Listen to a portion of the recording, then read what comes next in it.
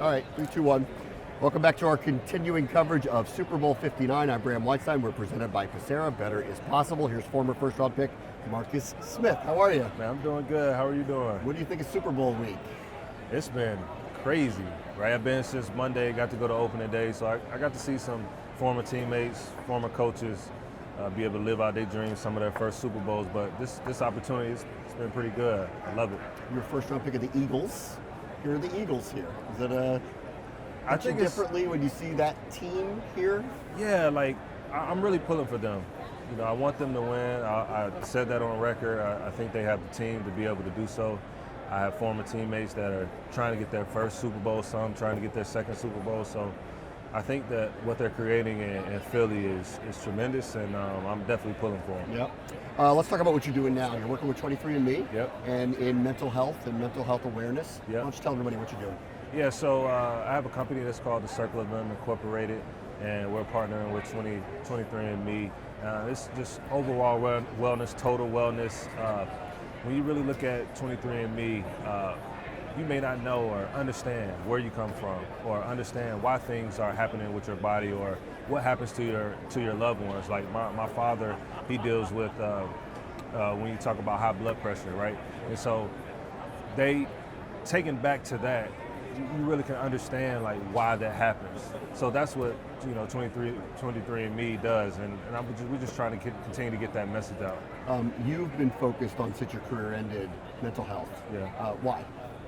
Well, I dealt with my own mental health going into Seattle. I had a run-in with suicide, and when you really look at that, Pete Carroll and my coach Clint Hurt, who was with the Philadelphia Eagles, he allowed me to be able to go get therapy. That was my first time ever seeking therapy. And I realized once I went back in the locker room, a lot of the guys kind of consulted into me, and they started to talk to me a little bit about what they were dealing with, because I was vulnerable enough to talk about what I was dealing with. And so that's why I started the Circle of Them, just really to be a voice and help them understand what mental health really is, and help them speak about it. Yeah.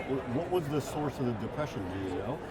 Yeah, for me, it was from when I was 8, right? So from the communities that we come from, it's not something that we talk about. So it was ongoing. And then now you get drafted in the first round, a lot of stuff, that little baggage that I came with, it kind of exacerbated it. Like, you got the fans, you got the need to succeed, you want to be great, but things are not going your way. And so I never really talked to anybody when I was in Philadelphia, because I was trying to mask my issues, trying not to talk about those things, because I felt like it was a weak part of me. Because you're a first round pick, all the pressure's on you. Yeah. They don't want to hear it, they want to see you perform out there. Yeah. Right? I'm that guy that, some people can come into the NFL and play really well.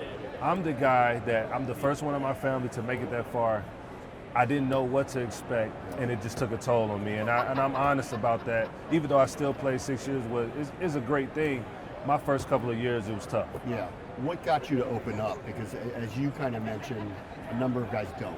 Right. So what drew you to share what was going on? I mean, honestly, I was at my tail end, right? When you talk about suicide and you think about that, right? I was at the ending part, and it wasn't until I got to the bottom of the hill, after being there talking to my mother-in-law, till I realized, like, hey man, you might have an issue.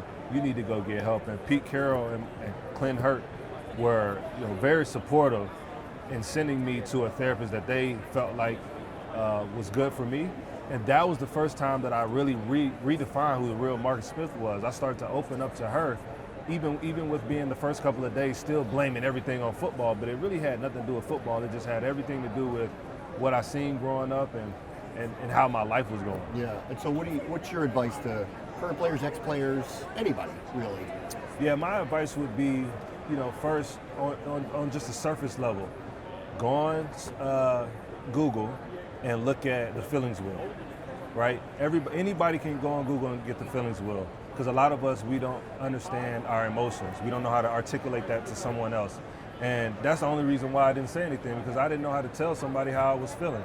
So I would say to look at the feelings wheel. It's very, very cliche, and you could go look at it and so you can identify what your emotions are, so you can be able to tell that to someone, because if you don't know what your emotions are, you will never talk about it. Yeah, it's incredible what you're doing, Marcus. Thank you for sharing your story. I appreciate it. It was nice meeting you. Thank you. Nice meeting you thank too.